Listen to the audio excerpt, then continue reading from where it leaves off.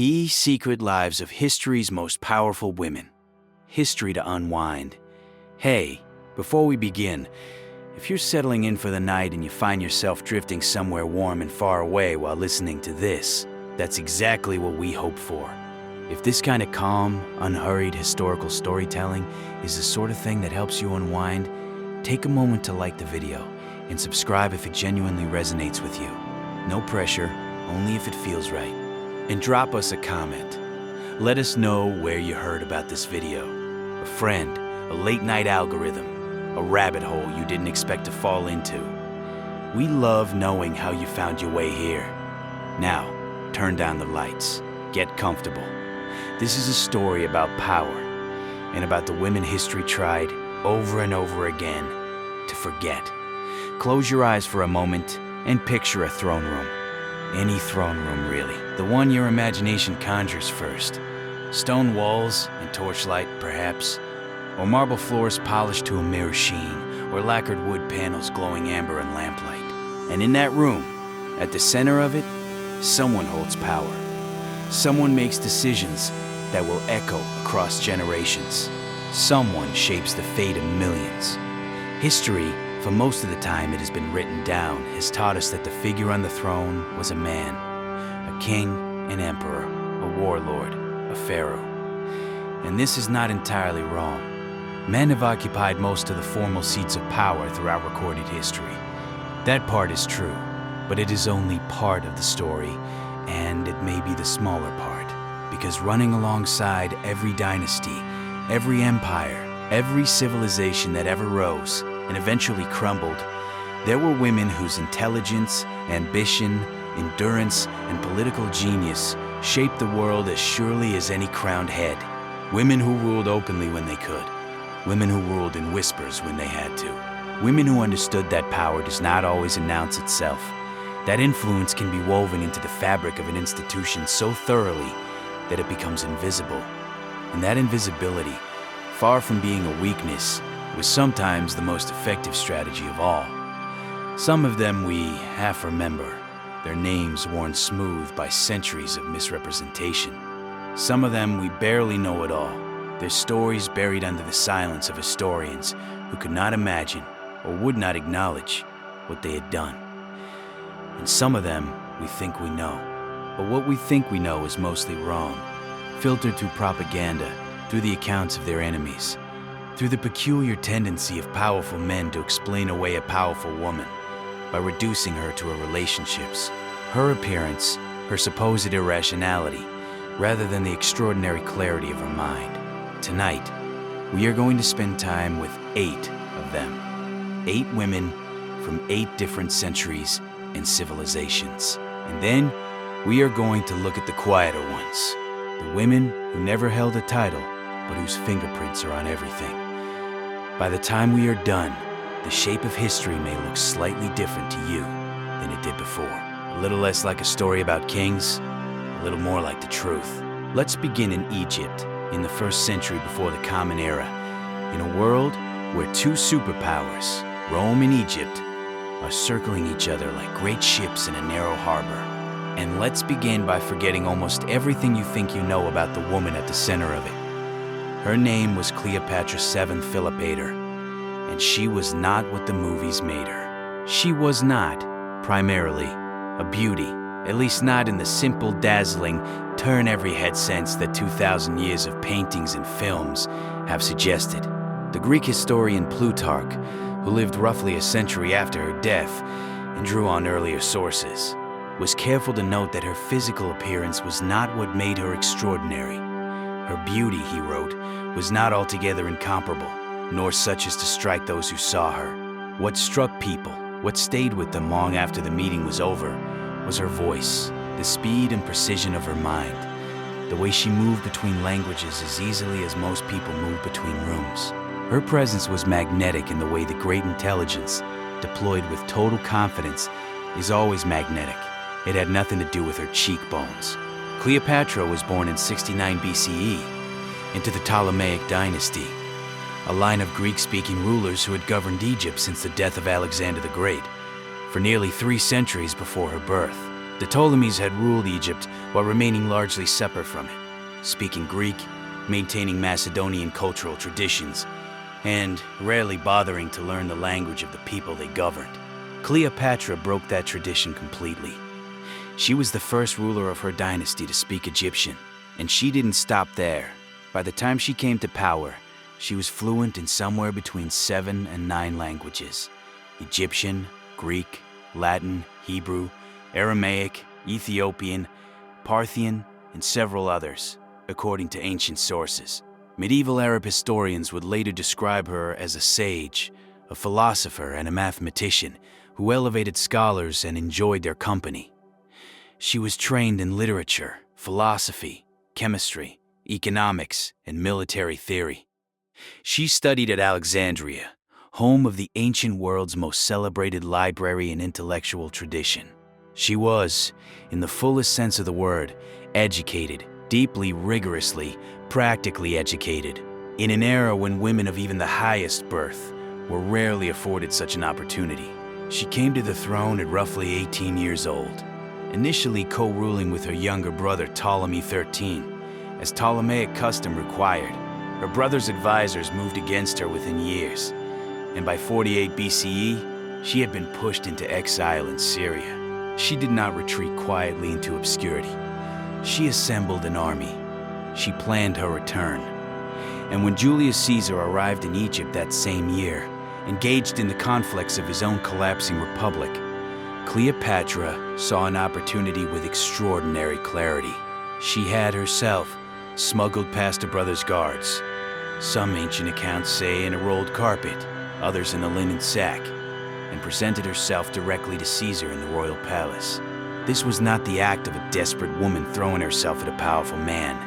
It was political calculation, precise and cold.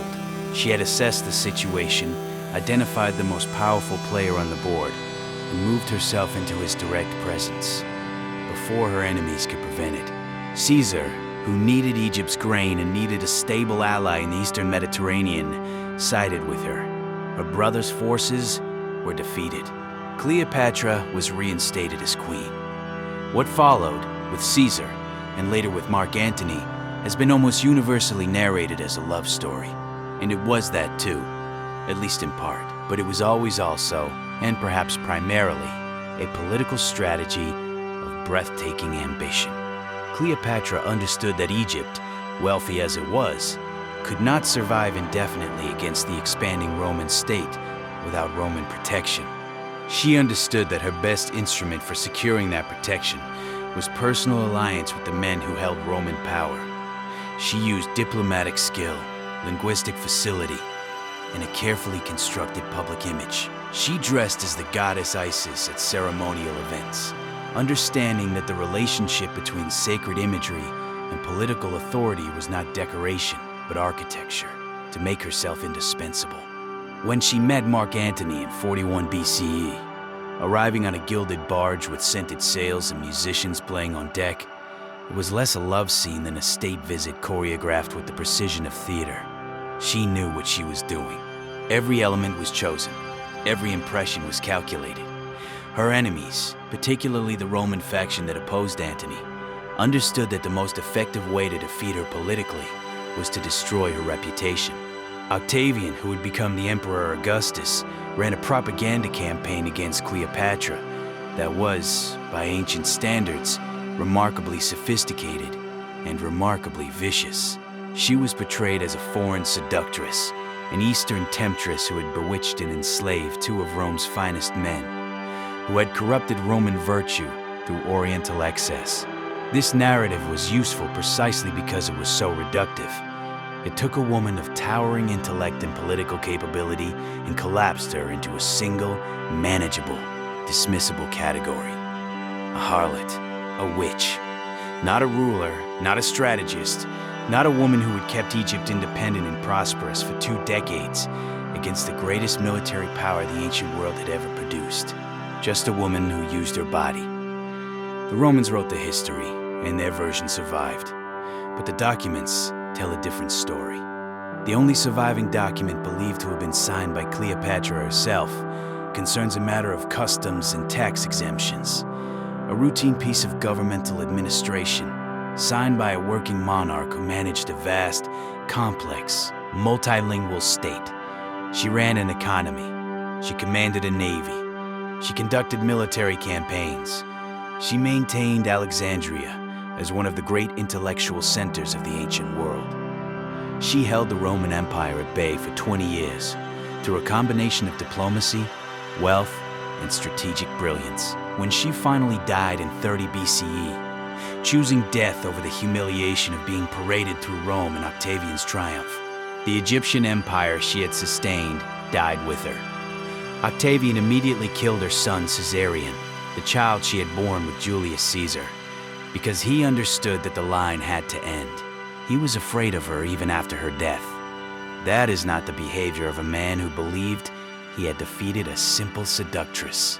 That is the behavior of a man who knew exactly how formidable his opponent had been. Now close your eyes and travel eastward. Further east than Rome, further than Egypt, further than Persia. Travel to China, to the 7th century of the Common Era, to the brilliant and dangerous corridors of the Tang Imperial Palace, and meet the woman who began her life in that palace as a concubine of the 14th rank and ended it as the Emperor of China. Her name was Wu Zhao. History knows her as Wu Zetian. She was born in 624 CE to a family of respectable but not dominant status. Her father, Wu Shihuo, had been a general who rose to serve the first Tang emperor, and he was progressive enough in his thinking to ensure that his daughter received an education in literature, music, history, and the classical texts that were, at that time in China, the exclusive province of men. When she was 14 years old, her intelligence and her education caught the attention of the Emperor Taizong, who brought her to court as a low-ranking concubine. Most women in her position would have spent their lives in the palace's inner quarters, invisible and forgotten. Wu Zhao became Taizong's personal secretary.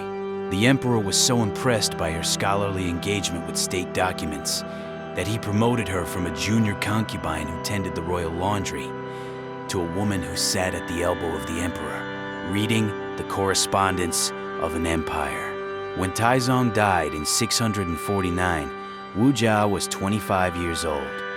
As custom required, all of the emperor's concubines were sent to a Buddhist convent to live out their days in chastity. Most of them stayed there. Wu Zhao did not. Taizong's son and successor, who became Emperor Gaozong, had encountered Wu Zhao while visiting his dying father, and a connection had formed between them. A connection that was, by the strict norms of Tang society, profoundly improper. Within a year of taking the throne, Gaozong had Wu Zhao recalled from the convent and installed in his own household. By 655, through a combination of political maneuvering and the quiet elimination of her rivals, she is accused in ancient sources of extraordinary ruthlessness in this period, including accusations that no historian can definitively confirm or deny.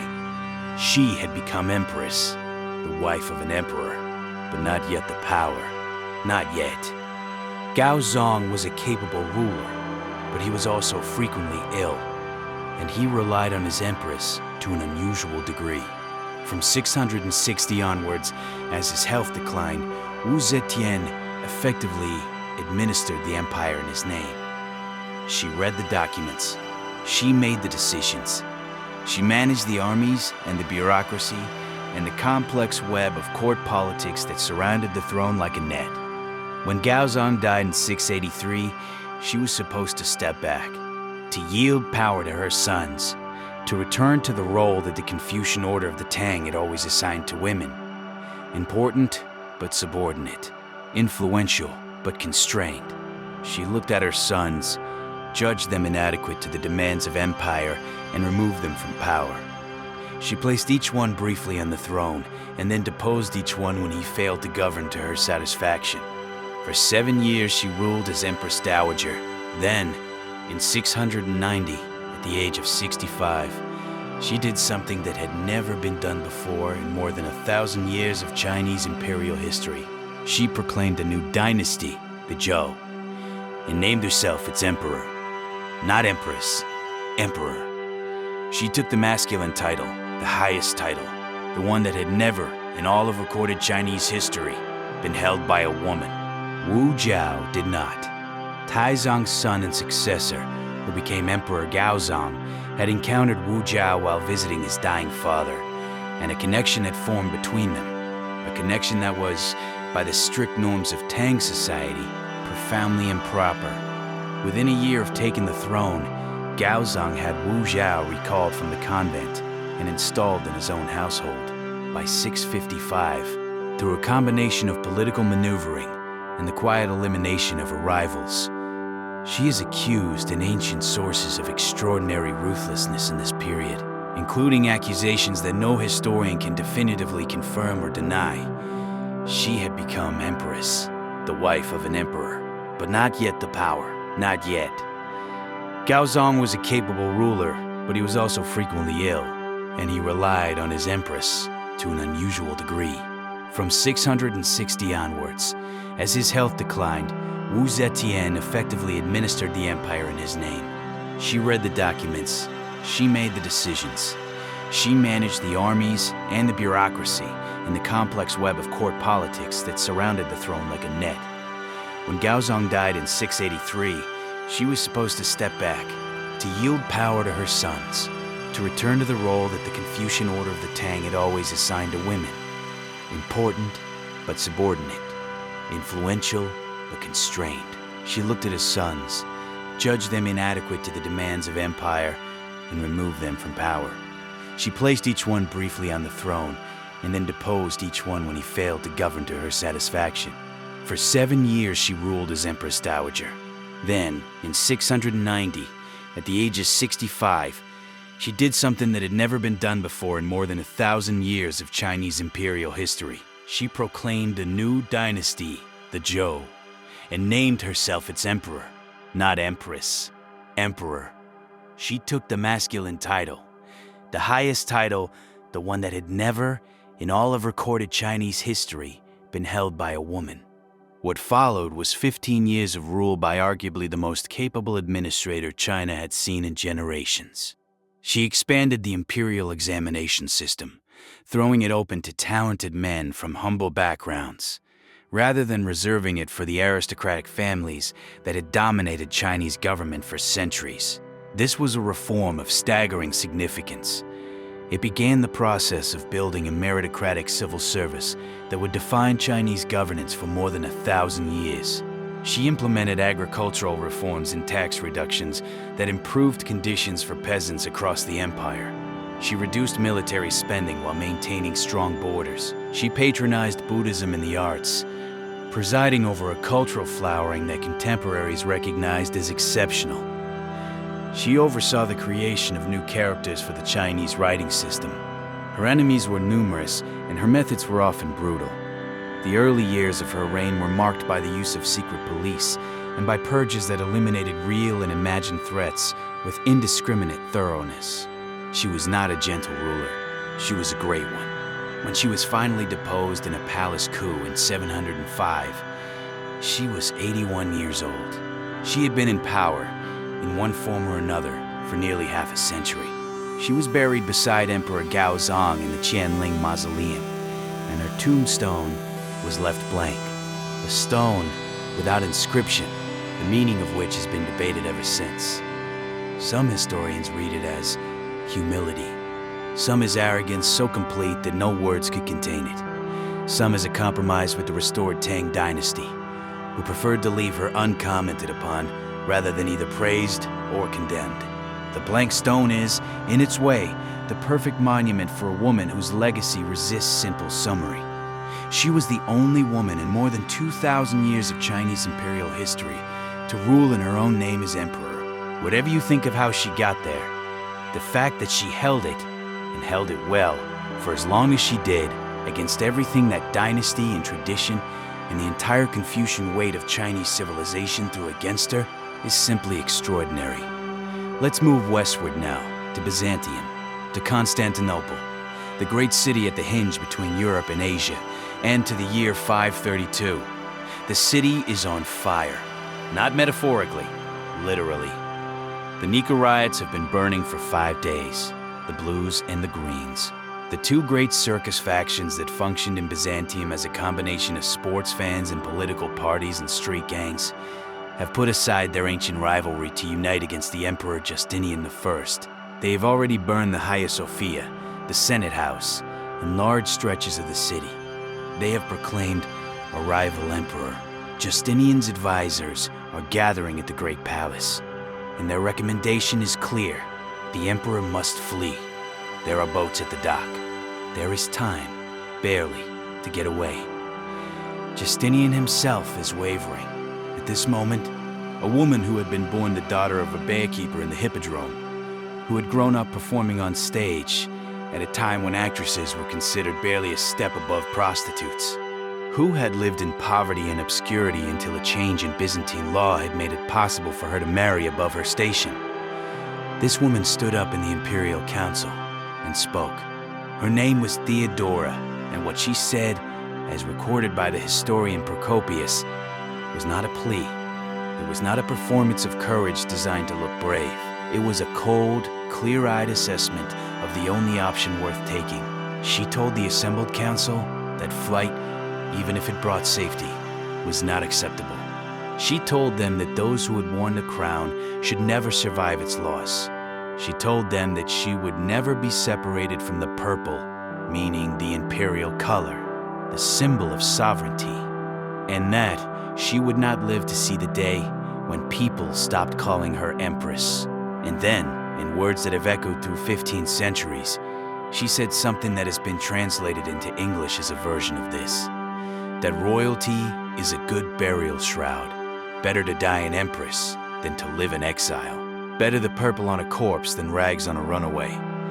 Justinian stayed. His generals Belisarius and Mundus entered the Hippodrome from separate entrances and suppressed the revolt with terrible violence. 30,000 people died, according to Procopius, a figure that may be exaggerated but which captures the scale of the catastrophe. The rival emperor was executed. Justinian's throne was secure, and the woman who had saved it was the daughter of a circus performer who had started her life with nothing. Theodora's earlier life was, by the standards of any age, remarkable. She had been an actress, a profession that in 6th century Byzantium meant something considerably more complicated than it means today, encompassing performances that ranged from classical drama to mime to erotic entertainment, and carrying a social stigma that was essentially permanent. She had traveled, she had struggled, she had at some point undergone a religious conversion and settled in Constantinople as a wool spinner, living quietly near the imperial palace. It was there that Justinian first encountered her, and what he found, beneath the social stigma, beneath the theatrical background, beneath the origins that made their union legally impossible until his uncle changed the law, was a mind unlike any other he had met. Theodora's name appears in nearly every piece of significant legislation from Justinian's reign. She received foreign ambassadors and corresponded with foreign rulers, functions that were formerly reserved for the emperor. She promoted religious policies of her own conviction. She was a Miaphysite Christian at a time when Chalcedonian orthodoxy was the imperial position, and she maintained her theological independence throughout her life. She passed the first laws in Byzantine history, specifically protecting women from trafficking and forced prostitution. She restructured the legal protections available to women in divorce. Her intelligence and political instinct were, by all accounts, at least the equal of her husband's, and, on the question of the Nika riots, demonstrably superior. Justinian's greatest surviving achievement, the codification of Roman law into the Corpus Juris Civilis, a legal compendium that would shape Western law for more than 1,000 years, was accomplished during the years when Theodora sat beside him. A woman who had once swept floors in a hippodrome theater, now co-architect of a legal civilization. She died in 548, probably of cancer, at around 50 years old. Her death, Procopius notes, was a severe blow to Justinian, from which he never quite recovered. The years between her death and his, 17 years later, produced almost no significant legislation. The palace records grow quieter, the decisions less incisive, You could argue that is coincidence. You could argue that Justinian simply aged, that the fires of a long reign were burning lower. But you might also read the record another way, as a kind of accidental testament to how much of what the history books credit to him was, in truth, theirs. An ocean of time and a continent away. A woman was growing up in the rich southern province of Aquitaine, in what is now France, and learning to ride a horse and read Latin at an age when most girls in medieval Europe were not taught to read at all. Her name was Eleanor, and by the time she was 15, her father was dead. She had inherited the largest duchy in France, and half the nobility of Europe was trying to figure out how to gain control of her through marriage. Eleanor of Aquitaine lived from approximately 1122 to 1204, more than 80 years of extraordinary life in an era when 40 was old. She was Queen of France for 15 years, married to Louis VII. Then, after the annulment of that marriage, she was Queen of England for 35 years, married to Henry II. She was the mother of two kings of England, Richard the Lionheart and John, and the grandmother and great-grandmother of more rulers than any careful genealogy could easily contain. She went on the Second Crusade in 1147, riding with the army in a time when women simply did not do such things, and conducting herself there with a confidence that her contemporaries found magnificent or scandalous, depending on how threatened they were by a woman who behaved as though the rules did not apply to her. Her marriage to Henry II of England was one of the great political partnerships and personal catastrophes of the medieval world. Together, they controlled more of France than the French king himself, a swath of territory stretching from the English Channel to the Pyrenees. Together, they had 5 sons and 3 daughters. Apart, and they were apart more than they were together, as Henry's energies ranged across his enormous realm. Eleanor ran things. She administered Aquitaine directly. She built what became known as the Court of Love at Poitiers, a cultural center that became the seedbed of troubadour poetry and the entire tradition of courtly love, reshaping the emotional and artistic vocabulary of Western European culture in ways that still echo today. She was a patron of writers and poets who dedicated their work to her. She was, in a very real sense, a co-architect of the cultural renaissance of the 12th century. When Henry's infidelities and political overreaching became intolerable, Eleanor did something that almost no medieval queen had done before. She actively supported her son's rebellion against their own father. The revolt of 1173 failed, and Eleanor was captured while riding toward the French border. Henry imprisoned her, kept her under guard for 15 years, until his death. That imprisonment tells you something important about how powerful she was. Henry was not a man given to hesitation or sentiment. He imprisoned his wife for 15 years because he knew that free she was a genuine threat to his authority. She had already demonstrated that she could mobilize armies and shift political allegiances. He couldn't execute her. She was a queen, and killing her would have made enemies of every noble house in Europe. So he locked her away. It was the most eloquent possible testimony to the danger she represented. When Henry died in 1189 and Richard inherited the throne, one of his very first acts as king was to free his mother. And Eleanor, now in her late 60s, did not retire. She crossed the Alps in winter to retrieve Richard's bride from Spain. She served as regent of England while he crusaded in the Holy Land. When he was captured and held for ransom by the Holy Roman Emperor on his return journey, she personally organized the collection of the ransom, an enormous sum, more than twice England's annual income, and traveled to bring him home. She lived to see her youngest son John crowned king after Richard's death, and spent her final years in her 70s and 80s, still moving across Europe, still negotiating, still arranging marriages that would secure alliances and protect the lands her family had built. She died in 1204 at the Abbey of Fontevraud, the monastery where she had chosen to spend her final months, and the nuns who recorded her death wrote of a queen who had surpassed almost all the queens of the world. It was not an exaggeration. She had been the most powerful woman in Europe for most of the 12th century, the mother of its most famous crusader king, the shaper of its cultural landscape. and the survivor of one of the longest royal imprisonments in medieval history. She had outlasted everyone who tried to contain her. Now, further back, much further back, we are going to Egypt again, but to a different Egypt. Older, stranger, more remote.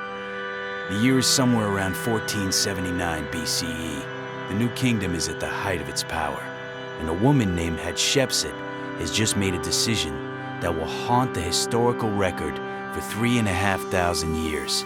Hatshepsut was the daughter of the pharaoh Thutmose I, one of Egypt's great warrior kings, who expanded the empire further than any ruler before him. When Thutmose I died, the throne passed, as it almost always passed in Egypt, to his son, Thutmose II, who was Hatshepsut's half-brother. She married him, as was Egyptian royal custom, to legitimize his claim. When Thutmose II died young and the throne passed to his infant son, Thutmose III, born to a lesser wife, not to Hatshepsut, she took on the role of regent, a conventional arrangement, a temporary measure, a stopgap until the boy was old enough to rule. Except that Hatshepsut looked at the situation and saw something different. She saw a kingdom that needed capable leadership, not an infant pharaoh, and a regent operating in the shadows. Around 1473 BCE, she did something without precedent in Egyptian history. She assumed the full titulary of pharaoh. She took the titles, the regalia, the false beard, the kilt, the crook and flail. She had herself depicted in sculpture and painting as a male pharaoh, broad-shouldered, bearded, in the traditional masculine posture of divine authority. She claimed divine parenthood from the god Ammon himself, establishing a theological basis for her unprecedented claim. She ruled not as a woman pretending to be a man, but as someone who had understood, with precise intelligence, that the Egyptian concept of pharaoh was not simply a human role but a theological one. That what mattered was not the body beneath the regalia, but the sacred function it represented. She performed that function. She was pharaoh. Her reign lasted approximately 20 years and produced almost no military expansion, which was not a weakness, but a choice.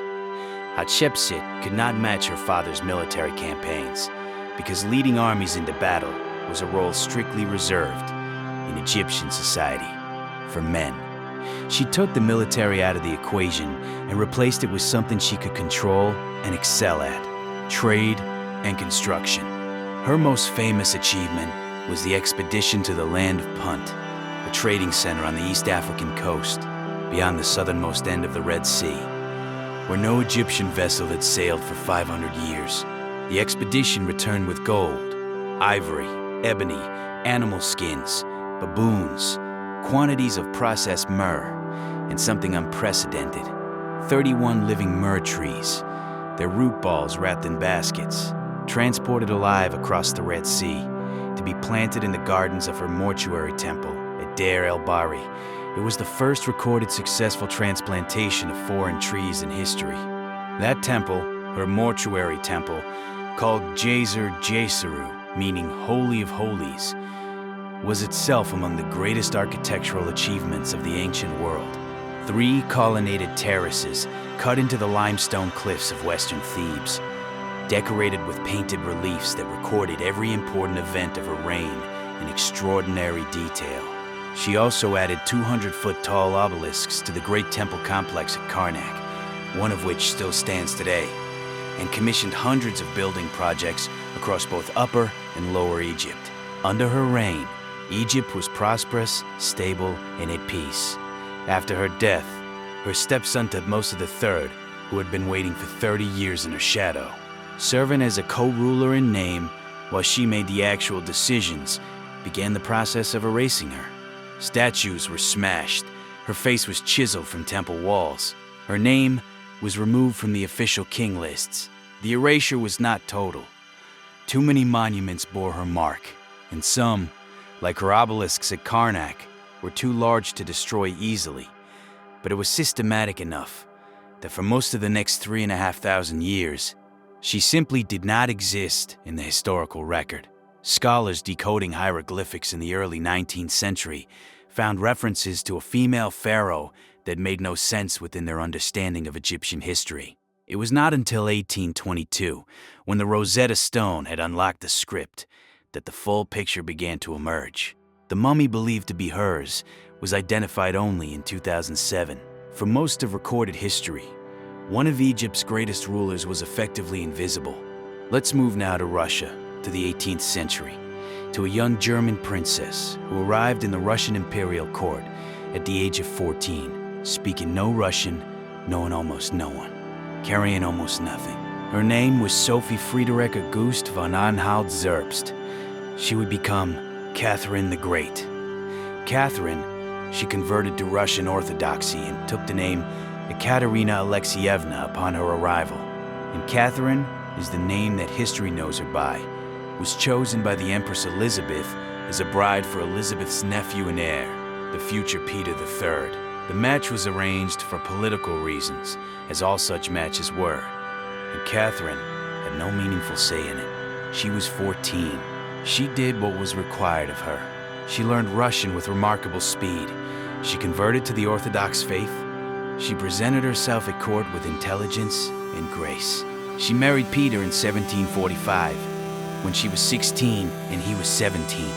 He was, by most accounts, an eccentric and unstable man who disliked Russia, idealized Prussia, and made no effort to conceal his contempt for his wife. The marriage was deeply unhappy. Catherine responded by retreating to her private quarters, where she read, constantly, voraciously, systematically, Voltaire, Montesquieu, Diderot, the great thinkers of the European Enlightenment, whose ideas about government, law, and the relationship between rulers and the ruled were reshaping intellectual life across the continent. She read their work as preparation. She read it as training. She read it as a woman who understood, with the crystalline clarity of someone living in a very dangerous situation, that knowledge was the only capital she could accumulate that no one could take from her. When Peter III came to the throne in January 1762, on the death of Empress Elizabeth, he made a series of decisions that alienated with astonishing speed every powerful faction in Russian society. He ended Russia's participation in the 7 Years' War at the moment of near victory, returning conquered Prussian territories to his idol, Frederick the Great, and signing a peace treaty that humiliated Russia and enraged its military.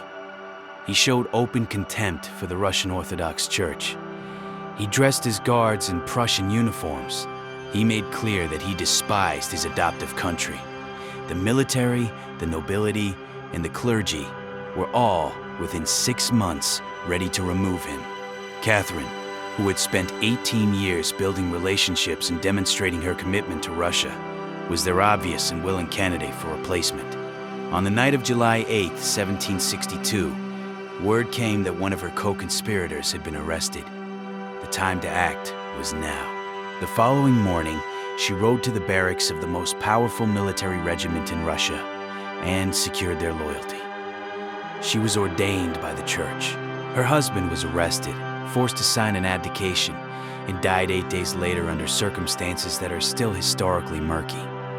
He appeared, by contemporary accounts, to have simply given up, as though the coiled energy that had sustained Catherine through 18 years of a bad marriage had been met at the critical moment by a man who had none. Catherine ruled for 34 years, from 1762 to her death in 1796, and her reign is referred to by historians as the Golden Age of the Russian Empire. She corresponded with Voltaire for 15 years, exchanging letters on philosophy, governance, and the nature of civilization. She invited Diderot to St. Petersburg. She founded the first state-funded school for women in Russia. She established the Moscow Foundling Home. She drafted Russia's first comprehensive legal code, summoning 564 delegates from across the empire to contribute to its development, the most extensive consultation of public opinion in Russian history to that point. She commissioned the building of new cities, theaters, and universities. She expanded Russian territory through a combination of military campaigns and diplomacy, absorbing Crimea and large portions of Poland. She curated an art collection that became the foundation of what is now the Hermitage, one of the greatest museums in the world. She was not a liberal ruler in the modern sense. The serfs who made up the majority of her population remained in legal bondage throughout her reign, and the Pugachev rebellion of the early 1770s, which she suppressed with considerable violence, revealed the limits of her Enlightenment principles when they threatened her authority. She was an autocrat, and she never pretended otherwise.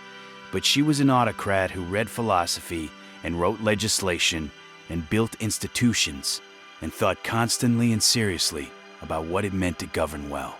That combination, absolute power applied with genuine intellectual engagement, made her rule something that Russia had rarely experienced before and would struggle to sustain afterward. She died in November 1796 at the age of 67, having never relinquished power and having shaped Russia more profoundly than any ruler since Peter the Great, whose work she saw herself as continuing. She had arrived in Russia at 14 with nothing. She left it 34 years after seizing the throne from a man who underestimated her as one of the most powerful heads of state in the world. Now travel away from Europe entirely. Go south and west to the Atlantic coast of Central Africa, to the 17th century, to a kingdom called Ndongo in what is now Angola, and meet the woman her people would eventually call the Mother of Angola. Her name was Nzinga Mbande, and she was born around 1583 into the royal family of Ndongo during one of the most dangerous moments in her kingdom's history. The Portuguese had arrived on the Atlantic coast of Africa, and their interest was not diplomatic. They were building a colonial apparatus centered on the slave trade, and the kingdoms of Central Africa were their most valuable resource. Ndongo was pressed on all sides by Portuguese military forces, by the constant threat of having its people seized and shipped across the Atlantic. Nzinga's father allowed her to train with the army and attend court sessions alongside him, recognizing in his daughter abilities that were, by any measure, exceptional. She was an autocrat, and she never pretended otherwise. But she was an autocrat who read philosophy and wrote legislation and built institutions and thought constantly and seriously about what it meant to govern well. That combination, absolute power applied with genuine intellectual engagement, made her rule something that Russia had rarely experienced before and would struggle to sustain afterward. She died in November 1796 at the age of 67, having never relinquished power and having shaped Russia more profoundly than any ruler since Peter the Great, whose work she saw herself as continuing. She had arrived in Russia at 14 with nothing. She left it 34 years after seizing the throne from a man who underestimated her as one of the most powerful heads of state in the world. Now travel away from Europe entirely.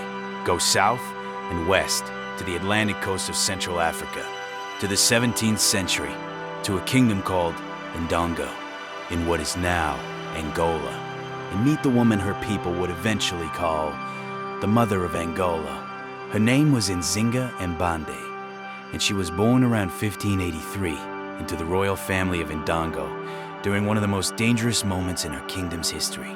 The Portuguese had arrived on the Atlantic coast of Africa, and their interest was not diplomatic.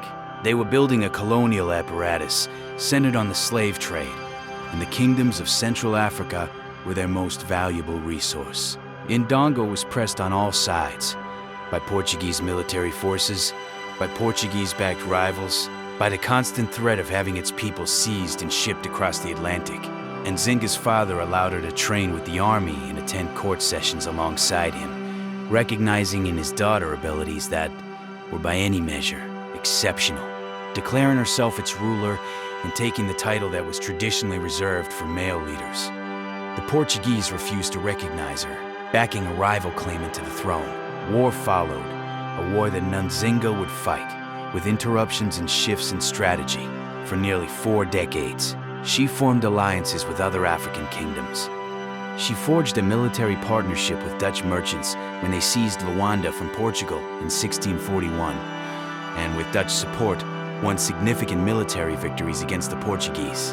When the Dutch were driven out in 1648, and she was left alone again against Portugal's reinforced forces, She continued the struggle from a base in the neighboring kingdom of Matamba, which she had conquered in the 1630s and which became, under her leadership, one of the most formidable commercial states in the region. She was in her 60s when she personally led her troops in the field. She was in her 70s when she finally negotiated a peace treaty with Portugal in 1657 that achieved, in substantial measure, what she had spent 30 years fighting for: Portuguese recognition of her sovereignty and her right to rule. Her legacy is genuinely complex. She was, among other things, a participant in the slave trade, a participant who used her position in that trade to accumulate the wealth and military power she needed to fight Portugal, but a participant nonetheless.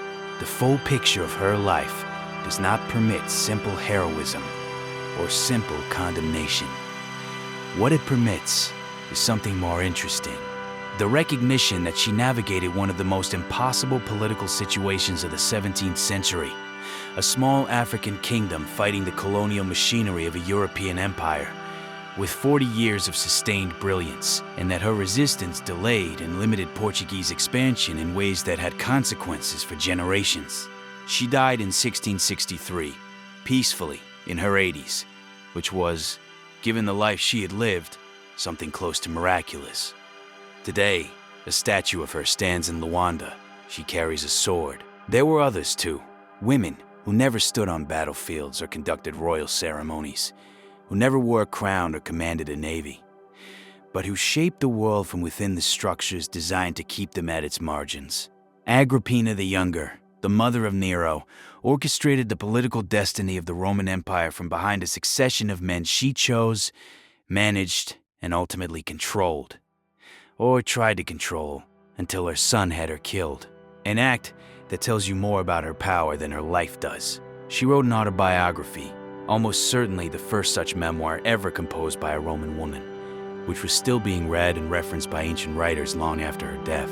She was the most politically sophisticated woman in Rome in the first century of the Common Era, and her influence on the shape of imperial succession was more decisive than that of most emperors. Madame de Pompadour, born Jean Antoinette Poisson, the daughter of a minor financial official, became the official chief mistress of Louis XV of France in 1745, and remained the most powerful woman in France, and arguably the most powerful single individual in the French court, for nearly 20 years. She directed artistic patronage, influenced diplomatic appointments, shaped foreign policy, and effectively ran the cultural life of one of the most powerful states in Europe from a position that had no formal title and carried no formal authority.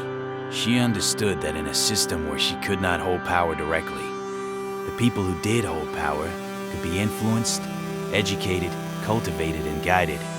And she spent 20 years doing exactly that, with extraordinary skill. Empress Dowager Cixi, who entered the Qing imperial harem as a low-ranking concubine in 1852, and emerged to dominate the Chinese government for nearly half a century, governing in the name of 3 successive emperors while holding no formal authority of her own, was perhaps the last of the great practitioners of the art of power through others. Her methods were sometimes brutal, her conservatism sometimes catastrophic for China's development, and her legacy is fiercely contested.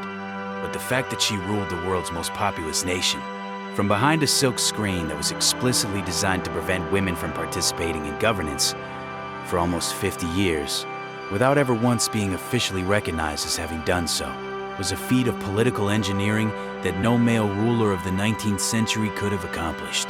These women, and countless others, understood something that power structures throughout history have repeatedly failed to grasp: that influence does not require title, that the person who shapes the thinking of the decision-maker may be more powerful than the decision-maker, that the woman who writes the letter, manages the correspondence, arranges the marriage alliance, reads the reports, and whispers in the dark. She is not the advisor to power. In many cases, she is power. The record just doesn't say so. The reason the record doesn't say so is worth spending a moment with, because it matters. History has been written, for most of human history, by men who were embedded in systems designed to concentrate formal authority in male hands. This was not usually a conspiracy. It was simply the water in which those writers swam, invisible to them precisely because it was everywhere. When a king made a decision, it was recorded as his decision. When a queen or empress or concubine provided the information, the framing, the network of alliances that made that decision possible, this contribution was either invisible or categorized differently, as manipulation, as feminine cunning, as the soft influence of a woman on a man who should have known better. The word influence itself carries that faint shadow of reproach, as though influence exercised from a position of formal powerlessness is somehow less legitimate than the same quality exercised from a throne. The ancient writers who described Cleopatra as a seductress were not simply lying. They were applying a framework in which a woman's power had to be explained through her effect on men's desires, because explaining it through her intellect would have required acknowledging that her intellect was the equal of any man's. The Confucian historians who wrote about Wu Zetian as a monstrous usurper were not simply wrong about her. They were protecting a worldview in which a woman ascending to supreme power represented a cosmological disorder so severe that it needed to be framed as catastrophe, regardless of its actual results. The medieval chroniclers who hinted at Eleanor of Aquitaine's impropriety at the court of Antioch were not recording facts. They were processing the discomfort of a woman who behaved as though her own judgment was more reliable than her husband's, which, in the specific situation, it was. And Hatshepsut, who did not even have the protection of being described unfairly, who was simply erased, represents the most extreme version of this pattern, the one that reveals its ultimate shape most clearly. She was not vilified, she was not misrepresented, she was simply removed from the record as thoroughly as possible so that history would not have to account for her at all. The women in this story were not passive, they were not decorative, they were not, most of them, simply fortunate accessories to the men around them. They were active agents in the events that shaped their civilizations, operating with varying degrees of formal authority but consistent intelligence, ambition, and determination. Their stories were not lost by accident. They were lost by design, by the active decisions of people who found their existence inconvenient, threatening, or simply incompatible with the story that power wanted to tell about itself. We are recovering these stories slowly. Archaeology is recovering Hatshepsut from the rubble of her destroyed statues. Scholarship is recovering Wu Zetian from the contempt of Confucian historians who documented her reign while condemning it. Historians are recovering Queen Nzinga from the distortions of the Portuguese missionaries who were simultaneously her biographers and her adversaries. This recovery is incomplete. There are women we will never know, whose names were never written down, whose influence was too subtle or too dangerous for any record to preserve. There are queens without thrones, empresses without titles, women of extraordinary capability who lived and mattered and shaped the world and left almost no trace. But the traces we have found are enough to shift something fundamental in the way we understand how history works. Power is not a single thing. It is not simply the authority to command armies, or sign edicts, or sit on thrones. It is the capacity to shape what people believe, what decisions are made, what alliances are formed, what futures are imagined. It is the ability to read a situation faster and more clearly than everyone else in the room. It is the willingness to act in the face of structures specifically designed to prevent you from acting, with the kind of long, patient, strategic intelligence that turns impossible situations into survivable ones and survivable ones into something approaching triumph. History has spent a long time telling us that this kind of power belonged to men, but the women in this story, and the countless others behind them, spent their entire lives demonstrating that this was never true. The Hippodrome was on fire, and it was a woman who said, "We stay." The empire was expanding, and it was a woman who sent ships south across the Red Sea toward a land that hadn't been reached in 500 years. The palace was full of enemies, and it was a woman who spent 18 years reading philosophy in a cold bedroom and waiting for her moment.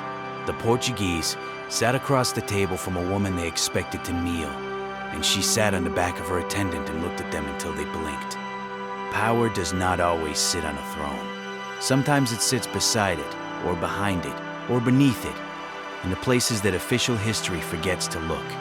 And sometimes, if you watch closely enough, if you read the record sideways and against the grain and in the gaps where the names have been chiseled out, you begin to understand that the women history ignored may have been, in many of the moments that mattered most, the ones who held everything together. And sometimes, history only notices long after the woman who shaped it is gone. If this story is the kind of thing that helps you settle into the night, we'd love for you to like the video and subscribe to History to Unwind, only if it genuinely feels like your kind of thing. And we'd especially love a comment. Where did you hear about this one? A recommendation, an algorithm, a friend who thought you'd enjoy falling asleep to a story about power? However you found your way here, we're glad you did. Sleep well.